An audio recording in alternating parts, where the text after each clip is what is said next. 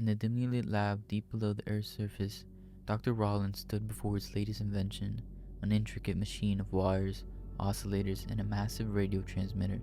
The hum of the machinery filled the air, a sound that was both soothing and electric. Rollins' eyes flickered over the monitors, his fingers dancing over the keyboard as he calibrated the frequency. This was the culmination of years of research, his attempt to alter the timeline and avert the disaster he had seen coming.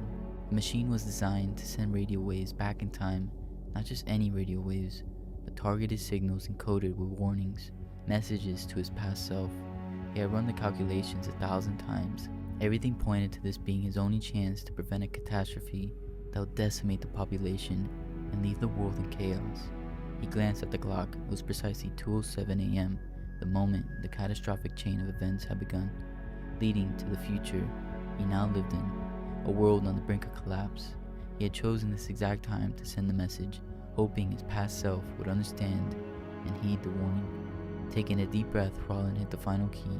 The machine roared to life, the transmitter emitting a low-frequency hum as it pulsed with energy. He watched as the radio waves distorted the air around the machine, bending time and space in ways that defied logic. Message sent, Rollin muttered to himself, wiping the sweat from his brow. He leaned back, feeling a rare moment of relief wash over him. He had done it. He had sent a warning that could change everything. But as the hum of the machine faded, a new sound crackled through the speakers, an unfamiliar voice. Rollin's heart skipped a beat. The voice was faint, as if coming from a great distance, but he could make out the words clearly. Whoever is listening, I received your message, but I don't understand. What catastrophe? Who are you? Rollin's stomach dropped. This wasn't his past self. It was someone else, a stranger from another decade entirely. No, Rollin whispered, frantically typing commands into his console. The calculations must have been off. The signal had reached the wrong person. He had spent years perfecting this machine, but he hadn't accounted for this. He hadn't considered that his warning might be heard by people across different times, people who couldn't possibly understand the message he was trying to send. Before he could react, more voices began to crackle through the speakers, each one from a different era. An engineer in the 1950s, a journalist in the 1980s, a young woman in the early 2000s. They were all receiving his warning, and they all sounded confused, frightened. This wasn't supposed to happen, Rollin muttered, his mind racing. The messages weren't saving the past, they were changing it in ways he couldn't control. He had unleashed something far more dangerous than he had ever imagined. Rollins sat in his chair, staring at the monitors as the voices continued to pour in. The machine's interference had stretched across decades, reaching people he had never intended to contact. He listened in disbelief as he described how they had interpreted his warnings, each one differently. Prepare for the blackout, a man's voice from the 1950s said. The government is hiding the truth. Stockpile supplies before it's too late. A woman from the 1980s spoke next.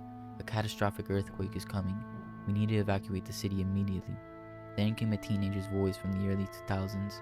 The apocalypse? Is this some kind of prank? The end of the world can't be real, right? Rollin's hands trembled as he switched off the machine. He had set out to prevent a disaster, but instead, he created new ones. He could already see the implications, panic spreading in different eras, societies preparing for catastrophes that wouldn't come, the timeline warping under the weight of their collective fear. He ran a hand through his hair, the weight of his mistake crashing down on him. What have I done? He whispered. The lab was quiet now, save for the soft ticking of the clock on the wall. He had always believed that he could control time, that he could shape the future with careful precision, but he had underestimated the power of a single ripple, how one small change could spiral into chaos. He needed to fix this. He couldn't simply shut the machine down and hope for the best. The people who received his message would act on it, altering history in ways he couldn't predict. He had to reach out to them again, to explain, to try and contain the damage. Rollin took a deep breath and adjusted the settings on the machine. This time, he wouldn't send a warning. He would send an explanation, a plea for them to stop what they were doing and listen. He hit the transmit button, his voice clear and urgent. To anyone who received my message, he said, "You misunderstood. There is no imminent disaster. I sent a warning to prevent a future event that may not even happen in your time. Please, do not alter your actions based on the message. I made a mistake. I need your help to fix it." He paused, listening as a signal bounced back. Silence. Then one by one, the voices returned. We already acted on the warning, the engineer from the 1950s said. There's no going back now. Rollins' blood ran cold. He had failed again. The ripple effects had already begun, and there was no way to reverse them. He had set something in motion that was far beyond his control. But then another voice broke through, clear and calm. I understand, the woman from the 1980s said. Tell us what to do. We want to help. For the first time, Rollin felt a glimmer of hope. Maybe he couldn't undo the changes, but he could try to guide them, to find a new path forward through the chaos he had created. He leaned closer to the microphone, his voice steady. Listen carefully, he said. This is what we need to do. Dr. Rollin took a deep breath, focusing on the voices crackling through the static. He had created a ripple across time, but now he had allies, people willing to listen and help, despite their confusion and fear. He needed to find a way to harness their actions, to guide them toward a common goal before the ripple effects spiraled out of control. Who are you? The voices from the 1980s asked. The woman sounded strong, determined, but there was an edge of uncertainty. I'm Dr. Rollin, he said, his voice echoing through the machine. I'm from your future, years ahead of you. The message you received wasn't meant for you. I tried to warn my past self about a catastrophic event that devastated the world, but the signal, it went wrong. It reached all of you instead. He heard a pause, then the young man from the 2000s spoke up. His voice landed with skepticism. So you're saying you sent a message through time? This sounds like some kind of joke. It's not a joke, Rollin snapped, frustration bubbling up. He forced himself to stay calm. Listen to me. The changes you're making based on my warning, you're going to make things worse, not better. What do you want us to do? The engineer from the 1950s asked. His voice was calm, but Rollin could sense the tension behind it. Rollin closed his eyes, trying to think. He had spent years studying the flow of time, but he had never been in a situation like this. He couldn't predict every consequence, but he could try to mitigate the damage. We need to stabilize the timeline, he said. I need each of you to undo what you've already set in motion. The engineer, don't build that emergency bunker. The woman from the 1980s, cancel the evacuation plans. And you from the 2000s, forget what you heard. It's not the end of the world. Silence stretched across the connection. Then the woman from the 1980s spoke, her voice filled with a strange mix of determination and resignation. You're asking us to ignore warning we've already taken seriously, she said. What if you're wrong? What if something does happen? Rollin clenched his jaw. He had feared this question. I don't know, he admitted. But I do know that every action you take based on the message changes the future in unpredictable ways. We're playing with forces we don't fully understand. The young man from the 2000s laughed bitterly. You're asking us to trust you, a voice from the future. This is insane. It is, Rollin agreed, but it's our only chance. I can't undo what's happened, but together, we might be able to steer it away from complete disaster. He heard a long sigh, then the engineer's voice. Fine, I'll dismantle the bunker plans, but I hope you know what you're doing. Rollin's heart lifted slightly. It wasn't much, but it was a start. Thank you, he said. This isn't about fixing the past. It's about finding a way to survive the changes we've already made. He had begun to realize the truth. He couldn't control time, but maybe he could guide it. Days passed in a blur as Rollin worked tirelessly coordinating with his new allies across time. The machine buzzed constantly, transmitting and receiving signals from different decades. He jotted down notes, his desk covered in chaotic mess of papers, filled with calculations, timelines, and diagrams. But despite their best efforts, the ripple effects continued to grow. Each attempt to undo the changes created new complications. The engineer's decision to halt the bunker construction caused a panic in his town as rumors spread. The evacuation plans from the 1980s were cancelled, but the news had already leaked, sparking a frenzy in the stock market.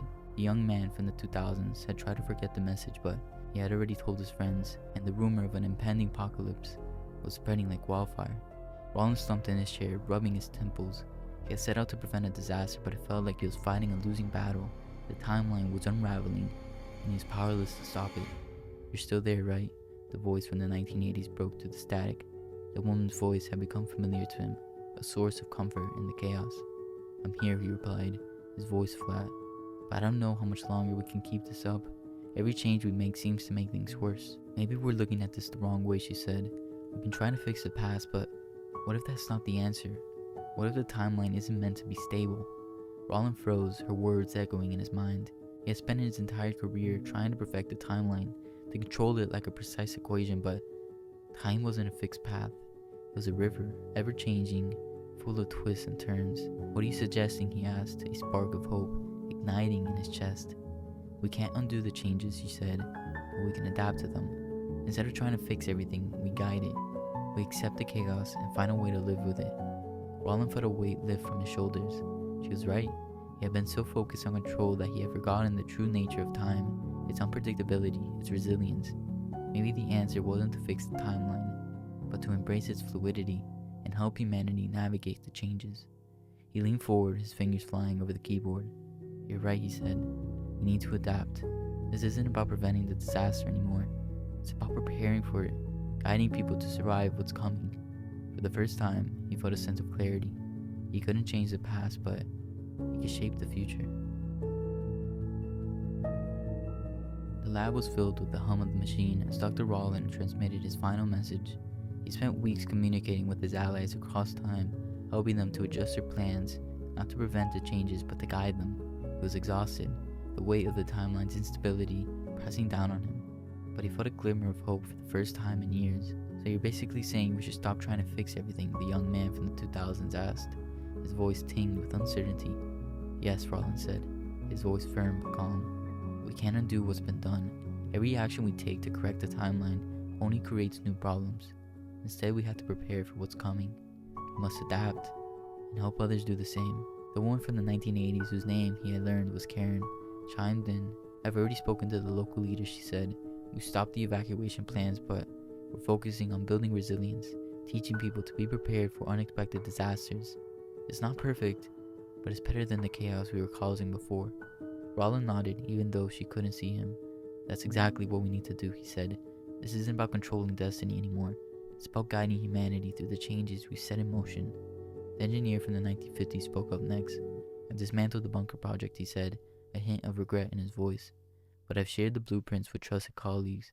If something happens, they'll know how to build new shelters, using the plans as a guide."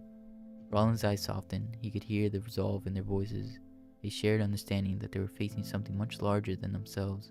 It was no longer just about preventing a single catastrophe. It was about creating a future where people were prepared for the unknown. "You've all done more than I could have hoped for," Rollin said quietly. "You've taken my mistake and turned it into something better. Together, we've reshaped history, not through control, but through adaptation." There was a moment of silence, then Karen spoke again. "What about you, Rollin?" she said. "What will you do now?" Rollin glanced at the machine, the device that had started it all. It had been his life's work, his attempt to rewrite the past and secure a better future. But now he saw it for what it was, a tool, not a solution. The power to control time was never his to wield, and he had to pay the price. "I'm shutting it down," he said softly. "I've done enough damage. It's time for the world to move forward without interference." He typed a series of commands into the console, the machine's hum slowly fading into silence. The voices from the different decades grew quiet, their connections severed as the device powered down.